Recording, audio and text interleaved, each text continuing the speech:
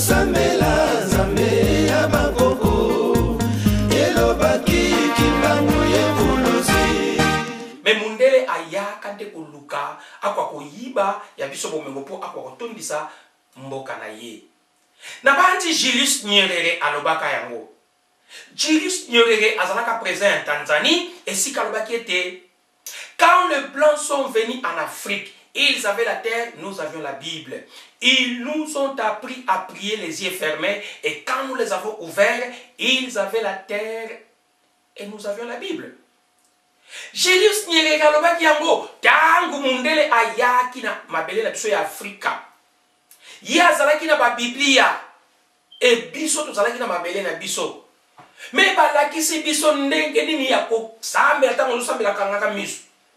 Tangu tokangi misu tozosambela e tofungulaka misu bamindele bakomi na mabele na biso biso totikana ba Biblia na bango o bamemelaka biso.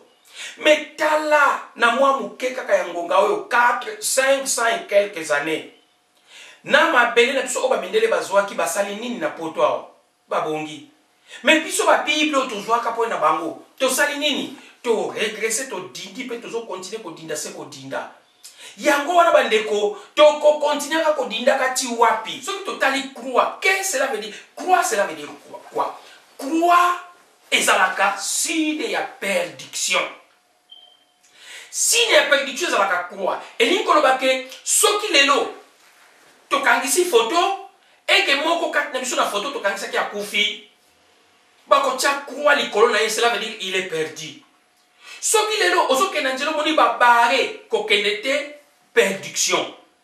Et si kanyon so croix ezalaka signe ya perdiction. Yé moko tata nzambe na Bible alobi que Dieu n'habite jamais dans de maisons construites na maboko ya batu. Mais si comme mundela ipsi mboke no kota wana na kuna nzambe nzapa za na kati. Tangu bino boke kota kuna mundela ina likola tele bino croix. Donc vous êtes perdu. Tala tamba kundaka mutu na cimetière. Basalaka eloko babengaka mukala. Zwa mukala na mukala nezaka d'abord na forme triangulaire sima ekiti boye. Après batie croix likolo.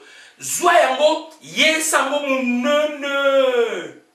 Tango ya munene tiens ba fenêtre na ba porte et comme église. Les églises ont la même forme que les tombeaux.